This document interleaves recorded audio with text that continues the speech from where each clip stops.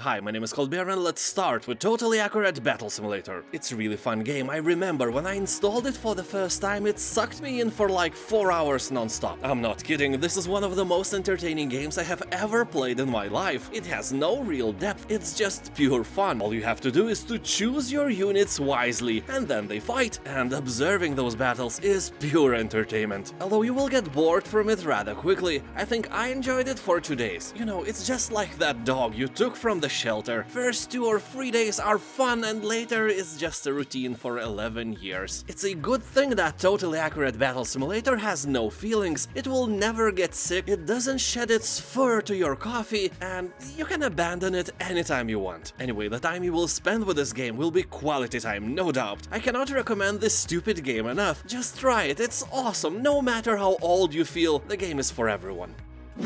Katana Zero. This is a stylish neo-noir action platformer featuring instant death combat. You may ask, who will be instantly dying, you or your enemies? Well, that is a matter of your skills. If you suck as a gamer, you know the answer already. So here you will slash, dash and manipulate time to unravel your past and leave the trail of blood and intestines everywhere you go. The pace of the game somehow reminded me of Hotline Miami. Super fast action where you have to time your attacks perfectly or you know, die. Each level is uniquely designed for countless methods of completion. You can defeat foes creatively using spontaneous approaches to eliminate your enemy as you see fit. People on Steam are talking that the only bad thing about this game is that it ends.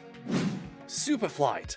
This is the over-discounted game no list can be without, but this time feature title has no flaws. Quite the contrary, to buy this game with overwhelmingly positive reviews for this price is more than a steal. It even feels that the game itself is paying you to play it. So have you ever seen documentaries about people without fear of death flying down the mountain in a wingsuit? This game is similar and lets you step into the shoes of such people. You will be descending through colorful mountainscapes and scoring as many points as possible by pulling off risky proximity maneuvers. The controls are super intuitive and easy to learn, and there is an endless amount of procedurally generated maps for you to explore. People on Steam are talking that the only flaw of this game is that it lacks a first-person view for a more intense experience, but in general it is a wonderful, relaxing game where you risk dying all the time.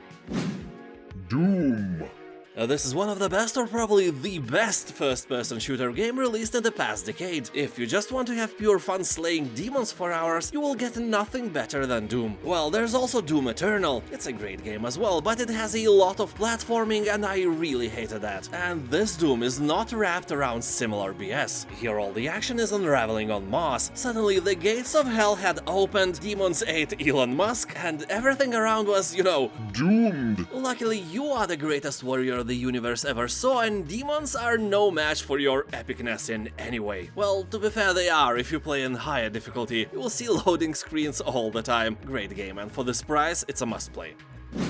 Besiege. This is a physics-based building game in which you construct medieval siege engines and lay waste to immense fortresses and peaceful villages. Build a machine which can crush windmills, wipe out battalions of brave soldiers, and transport valuable resources defending your creation against cannons, archers, and everything else. Game looks beautiful, the art style is 10 vodkas out of 10. And the same is difficulty, at least at the beginning, because my machines did more harm to themselves than to their surroundings. Most of the time I never even touched my enemies, I just ruined myself completely before that. Anyway, I promise you that after a bit of practice you will build your incredible mechanical vodka bottle of terror and destroy some peaceful castles with your potato salad guns. Celeste. This epic platformer has won the Game Awards in its category in 2018. Overwhelmingly positive reviews still decorate its Steam page, and judging by the 97% of positiveness among all-time and among new reviews, it ain't going nowhere. This is a narrative-driven single-player adventure with a charming cast of characters and touching story of self-discovery. You'll climb a massive mountain teeming with 700 screens of hardcore platforming challenges and devious secrets. If you have a nostalgic itch for platforming games, Celeste will scratch it without a doubt. And people on Steam are talking that this game will teach you how relaxing is to die over and over again. And yes, here you'll die more than in Dark Souls, but that is okay, your mental health is strong, right? What the hell? I don't know, shut up. Desperados 3.